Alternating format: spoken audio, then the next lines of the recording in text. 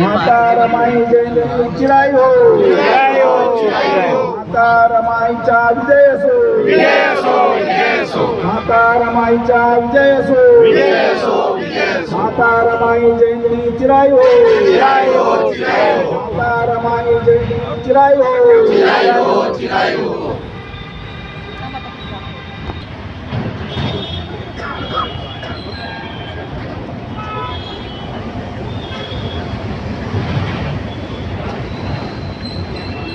Margin to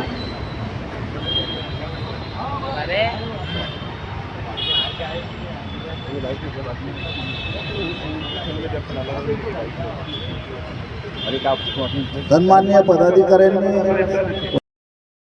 आपला संघर्षच आपल्याला न्याय देणारा आहे. कारण की ही जमात संघर्षासाठी निर्माण झालेली आहे असं मला या प्रसंगी म्हणावं वाटते. कारण की या देशामध्ये जोपर्यंत जातीवाद आहे तोपर्यंत हा संघर्ष असा सुरू राहणार आहे. आणि म्हणून या संघर्षाला कुठेतरी विराम मिळाला पाहिजे. भारतीय संविधानाच्या मूल्याची जपणूक झाली पाहिजे. भारतीय संविधानाच्या मूल्ये जपण्यासाठी कलम 14, 15, 16, 17, 18 ही आमची संविधानिक मूल्ये आहेत.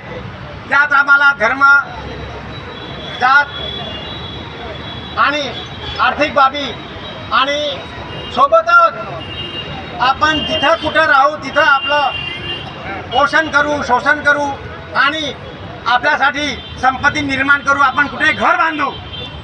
हे जे संविधान आपल्याला दिलेलं आहे त्या संविधानाची पायमल्ली करून एक घर पाडणं हे कुठपत न्याय आहे मला सांगा. अरे एकीकडे सरकार म्हणतो की प्रत्येकाला घरं बांधून देतो आणि दुसरीकडे घर पाडतो. हा काय न्याय उचित नाही आहे. आता बावनकुळे साहेबांनी 3-4 दिवसापूर्वी एक आवाहन केलं की जे पाकिस्तानातून आलेले सिंधी लोक आहेत, लाखोच्या संख्येने भारतामध्ये आहे, त्यांना कम्प्लीट जिथं ते राहतात त्यांना पट्टे देण्याचं काम सुरू केलं. ज्या कोणी तालुक्यामध्ये एक आंदोलन केलं होतं, बोरकर परिवारावरती काहीतरी जातीयवादी लोकांनी अन्याय केला, काय सांगाल?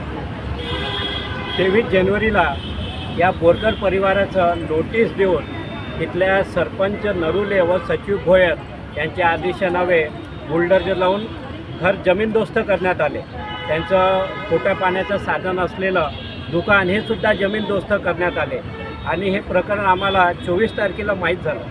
24 जानेवारीला आम्ही घटनास्थळी दाखल झालो. कार्यकर्ते घेऊन पोलीस स्टेशन गाठले आणि पोलीस स्टेशनच्या PIला विचारलं तर त्यांनी जे उत्तर दिलं त्यांचं म्हणणं होतं की नियमानुसार कारवाई झालेली आहे, याच्यात आम्ही काहीच करू शकत नाही. म्हणजे UP पॅटर्न जे होतं JCP वालं ते महाराष्ट्रात देवेंद्र फडणवीसनं आणलं असं आपल्याला म्हणायचं आहे. अगदी बरोबर आहे. एकीकडे सरकार म्हणते सबका साथ सबका विकास, पण इथं विकास झाला आहे भकास. आणि अन्न, वस्त्र, निवारा ह्या ज्या मूलभूत गरजा आहे त्याच्यापासून सुद्धा या परिवाराला वंचित ठेवलेलं आहे. जी अतिक्रमणची कारवाई केली त्या दिवशी संपूर्ण घर पाडलं. आज खुल्या झाडाखाली हा परिवार झोपत आहे.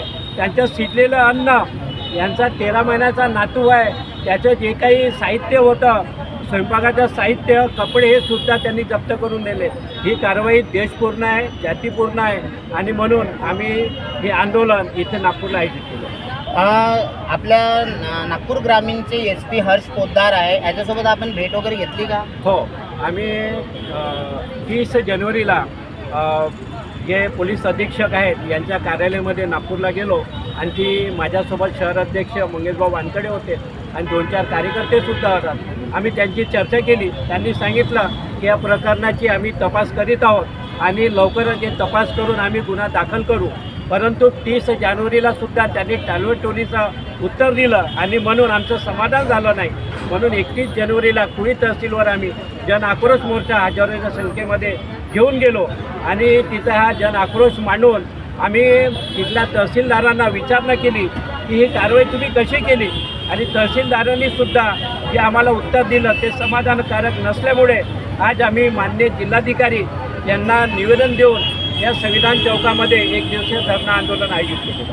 अजयजी, आपण आता म्हटलं की 31 जानेवारीला आपण भव्य आंदोलन केलं कुळी तहसीलमध्ये, परंतु तुमच्या आंदोलनानंतर तुमच्या वंचित बहुजन आघाडीच्या नेत्यांवर गुन्हे दाखल करण्यात आले पोलिसांकडून, काय सांगाल? हे सरकार म्हणजे आज आमचं मूलभूत अधिकाराचंही हनन करत आहेत. आम्हाला आंदोलन करण्यापासूनही वंचित ठेवत आहेत. आम्हाला त्या आंदोलनाची यांनी NOC दिली नाही, परंतु तमाम कार्यकर्त्यांना सूचना गेल्या होत्या आणि म्हणून आमचं जे आंदोलन होतं ते कायदेनुसार आणि संविधानाला अनुसरून होतं आणि म्हणून आम्ही ते आंदोलन केलं.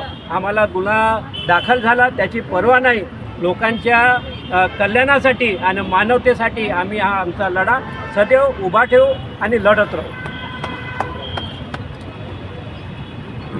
मंगेश भाऊ नहीं वो हमारे पास लगेज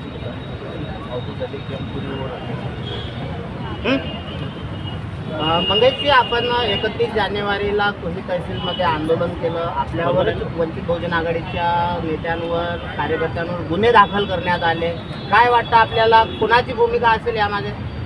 यामागे तिथे असलेले जे शासकीय विभागाचे कर्मचारी त्यांनी जे प्रकारे तिथे घटित झालं, बोरकर कुटुंबावरती जे अन्याय झालेला आहे त्याचा आवाज वंचित बहुजन आघाडीने उचलला.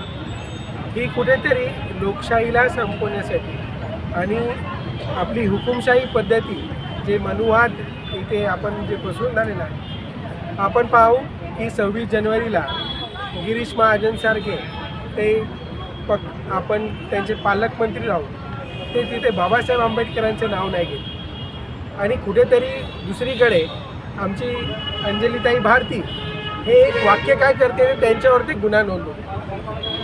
आपण पाहू की ही जी कुठेतरी लोकशाहीला संपवण्यासाठी हुकुमशाही पद्धती समोर आणून झालेली आहे. अजून या कुटुंबाला आज आपण पाहून झालो 23 तारखेपासून यांना आतापर्यंत तिथे कुठली पण व्यवस्था त्यांनी सरकारने तिथल्या दिलेली नाही आहे. तिथले जे तहसीलदार आहे ते म्हणाले होते की आम्ही यांच्या राहण्याची व्यवस्था करू, जेवणाची व्यवस्था करू, यांना आम्ही कुठेतरी मालकी हक्क पट्टा देऊ, पण ते अजूनपर्यंत कुठेच ते दिसून येत नाही. आपण पाहून झालेलं आहे की 23 तारखेपासून हे एक जे झाड आहे ते झाडाखाली ते राहून आहे. हा मुलगा 24 वर्षाचा आहे, त्यांचा मोठा मुलगा 27 वर्षाचा आहे, त्यांची सून 25 वर्षाची आहे, त्याची सून पण 23 वर्षाची आहे.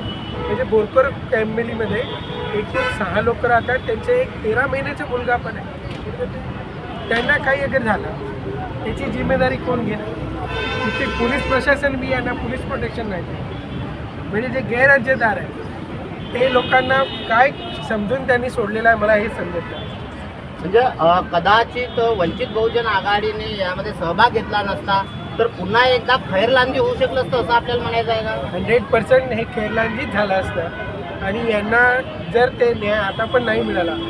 आज तुम्ही हे पहा की घटनेच्या अनुसार संविधानाच्या अनुसार सगळ्यांना राहण्याचा अधिकार आहे, सगळ्यांना बोलण्याचा अधिकार आहे. आपण जे संविधानाला मानतो त्या संविधानाच्या इच्छुकून आम्ही जे त्यांना प्रोटेस्ट करून झालेलं आहे, आम्ही त्यांना जे मागितलेलं आहे ते संविधानिक तौरवर मागितलेलं आहे. आम्ही कुठले पण असंविधानिक तौरवर बोलत नाही आहोत. जे नरुले तो जो तिथला सरपंच आहे त्याचं पण घर अनधिकृतपणे बांधलं आहे असं त्याने नमूद केलेलं आहे एका चॅनलवर. मला सांगा की पूर्ण 6-7 कुटुंब त्या मालची गावात राहतात, बौद्ध कुटुंब राहतात. तिथे अनधिकृत घरं जे आहे ते 12 ते 15 अनधिकृत घरं आहे. त्या अनधिकृत घरांमध्ये एकच घर पाडण्यात ते एक बौद्ध कुटुंबाच्या आणि बोरकर कुटुंबाच्या ही जी कुठेतरी द्वेष भावना आपल्याला त्या नरुले सरपंचाकडून आणि तिथला जो भोयर सचिव आहे त्याच्यामार्फत हे दिसून पडतं. कुठल्या संघटनेचे जे